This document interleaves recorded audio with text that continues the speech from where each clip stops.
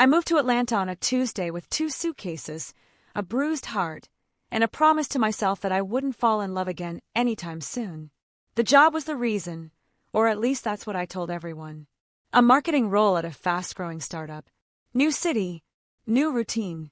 No reminders of the relationship I just ended back in Portland, where everything felt too familiar and too painful. On my first day, I got lost trying to find the right conference room. I was already late when I bumped straight into Noah Carter, literally. My notebook fell. Papers scattered. I froze, embarrassed. "I'm so sorry," I said, crouching down. He smiled as he helped me pick everything up. "First week. First hour," I admitted. He laughed, not in a judging way, more like he understood. That should have been the end of it. A small moment between co-workers. But it wasn't. Noah worked in product, 2 teams over from mine. We started having lunch at the same time without planning it. Coffee breaks turned into conversations about why we moved here, what we left behind, and how starting over sounded braver than it felt. There was something steady about him, something calm that made my guard slip before I noticed. One evening, as we walked out together, he said quietly, "Can I ask you something a little personal?" I hesitated, but nodded. He looked at me and asked, "Are you running to the city or from something?" And in that moment, I realized he was already closer to my heart than I meant to let anyone be. After that question, I started noticing Noah everywhere. Not in a dramatic way, more like he became part of the background of my days. The familiar face I looked for during meetings. The name that made me glance up when someone laughed down the hall. It scared me how quickly he slipped into my routine. We didn't talk about my past right away. I kept my answers light, careful. I told him I moved for work, that I liked the weather, that Atlanta felt different in a good way. He didn't push, and somehow that made me want to tell him more. One night, after a long day, he texted and asked if I wanted to grab dinner. "Just food," he added. "No pressure." We went to a small place near Piedmont Park. It was casual, easy. We talked about college, career mistakes, and how strange it felt to start over in your late 20s. That's when he told me he'd been married once. "Early 20s, he said. "We grew up, but not together." I didn't know why that detail stayed with me, but it did. As we walked back to our cars, the night air warm around us, he stopped and looked at me like he was deciding something. "I don't want to rush anything," he said. "But I like you." My heart thumped hard against my ribs. I liked him too, but liking someone meant risking everything I just escaped. I smiled, nodded, and said, "Me too." Then I drove home with my hands shaking on the steering wheel, realizing something I wasn't ready to admit yet. I wasn't as healed as I pretended to be. After that night, something quiet but undeniable settled between us. Noah didn't suddenly change. He didn't text nonstop or push for labels. He stayed exactly the same, and that consistency pulled me in deeper than any grand gesture ever could. We started seeing each other outside of work more often. Weekend farmers markets, evening walks through the neighborhood, lazy Sunday afternoons where nothing important happened, and that felt like everything. One night, sitting on my couch with takeout spread between us, he asked about Portland. I froze, just for a second. "It was serious," I said carefully. "We were together 4 years. He waited, didn't interrupt. "We were engaged," I admitted, "until I found out he'd been planning a life that didn't include the person I was becoming." Saying it out loud made my chest tighten. Noah reached for my hand, gentle and patient. "I'm sorry," he said. "That kind of ending stays with you." I nodded, blinking back tears. "That's why I can't promise anything," I added quickly. "I don't want to hurt you." He squeezed my hand. "Then don't promise," he said. "Just be honest with me." For the first time in a long while, honesty didn't feel dangerous. But life has a way of interrupting peace. The following week, I overheard a conversation in the break room, 2 coworkers talking in hushed voices about Noah's past, about his divorce, about how his ex still lived in Atlanta. My stomach dropped. That evening, I stared at my phone, wondering if there were parts of his story I hadn't heard yet. And suddenly, the safety I felt with him didn't feel as certain anymore. I didn't bring it up right away. I tried to tell myself it was office gossip, that everyone had a past, that I didn't want to punish Noah for things that happened before me. But the thought followed me everywhere. his ex. Still in Atlanta. Still close enough to be part of his present. A few nights later, we were walking after dinner when I finally asked, "Do you still talk to her?" I said, pretending to focus on the sidewalk. Noah stopped walking. "Sometimes," he answered honestly. "We share a dog, and some unfinished things." My chest tightened. "Unfinished how?" I asked. He ran a hand through his hair, clearly uncomfortable. "We've been divorced for 2 years, but closure isn't as clean as people think." I appreciated his honesty, but it scared me. I'd left Portland to escape being second-guessed, second-chosen, second to someone else's version of the future. I didn't know if I had it in me to stand in that place again. That night, alone in my apartment, I questioned everything. Was I walking into something already complicated? Was I mistaking comfort for safety? If you're listening, and you've ever fallen for someone while wondering if their past still had a hold on them, this channel understands you. Some love stories don't come with clear lines. The next morning, Noah texted me. "I know that conversation wasn't easy. There's more I should tell you when you're ready to hear it." I stared at the message, heart racing. Because part of me wanted answers, and part of me was afraid that hearing them might change everything. I didn't respond to Noah right away.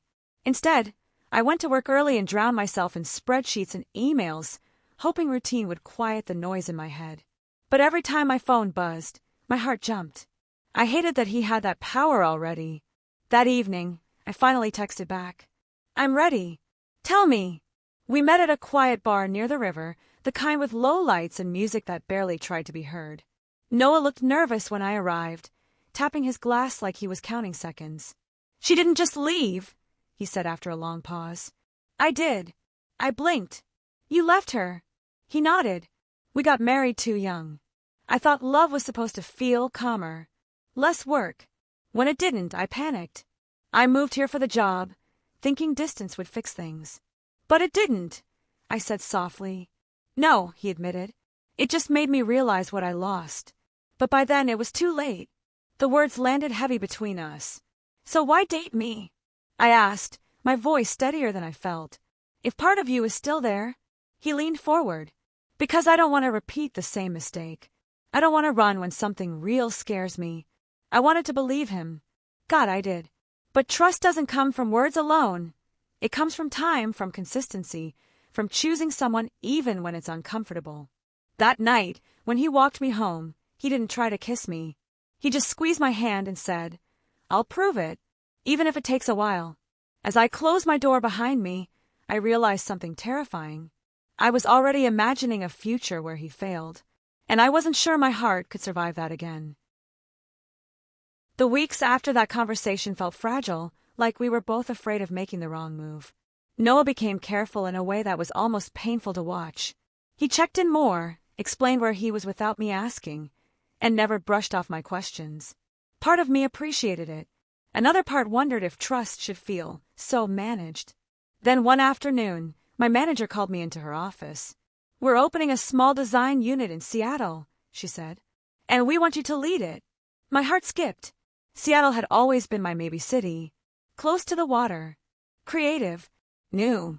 It was everything I'd been quietly working toward. But it was also 2,600 miles from Atlanta. That night, I told Noah over dinner. I tried to sound casual, like I wasn't already mourning something that hadn't ended yet. "That's incredible," he said immediately. Too immediately.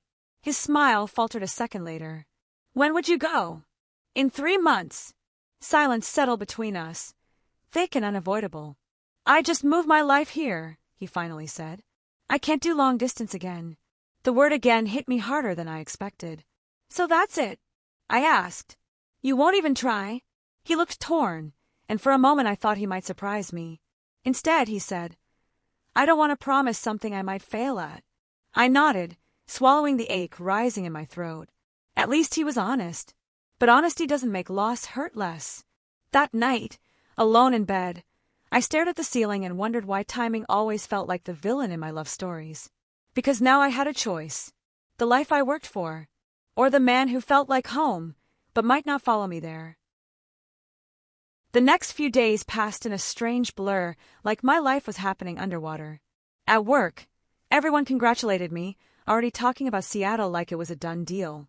At night, I packed and unpacked boxes in my head, imagining a future that felt exciting and painfully lonely at the same time.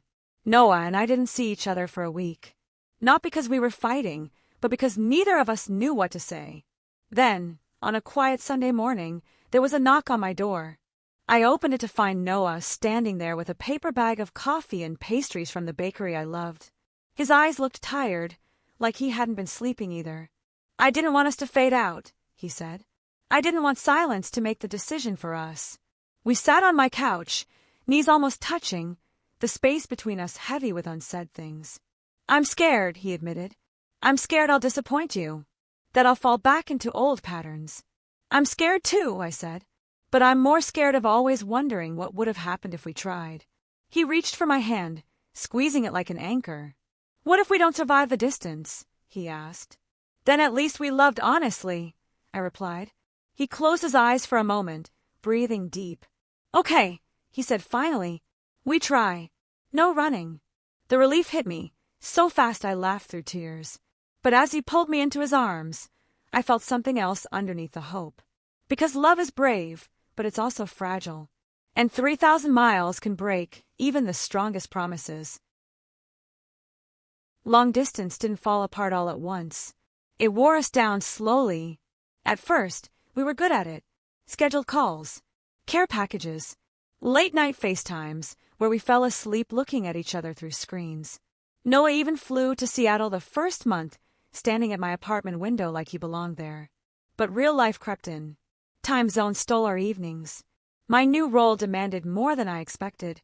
Noah started working longer hours, trying to prove himself in a city that still felt temporary to him.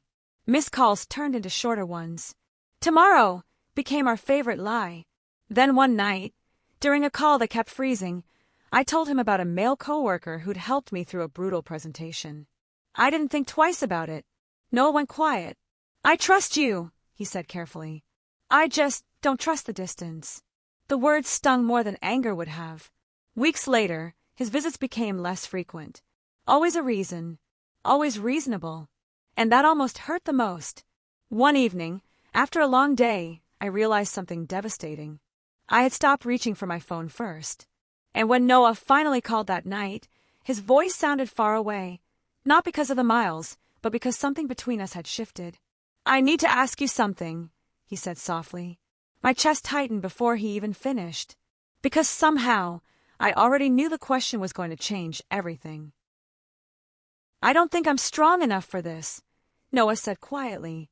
The words landed without drama, without anger, just truth, and somehow that hurt the most. I closed my eyes, letting the silence stretch between us. I could hear Seattle rain tapping against my window, steady and unforgiving. "I didn't call to fight," he continued. "I called because I promised I wouldn't run. But staying when my heart is half present feels like another kind of running." I swallowed hard. "So what are you saying?" "That I love you," he said. "But I don't know how to love you from here without hurting you." Tears slid down my face, slow and warm. I didn't wipe them away. "I love you too," I whispered. "And maybe loving someone also means knowing when to let them go." We didn't hang up right away. We stayed on the line, breathing, remembering, letting go in real time. When the call finally ended, my screen went dark, but something inside me felt oddly clear. The weeks after were heavy, but they weren't empty. I poured myself into my work, into friendships, into building a life that felt fully mine. Some nights, I still thought of him, of Atlanta sidewalks, shared coffee, and promises we meant when we made them. Months later, I got a postcard in the mail. No return address. "I hope you're happy. You taught me how to stay honest. Thank you for loving me the way you did. Noah." I held it for a long time, smiling through tears. Love doesn't always stay, but it always leaves something behind. If you're listening and you've ever loved deeply, even when it didn't last, this channel is for you.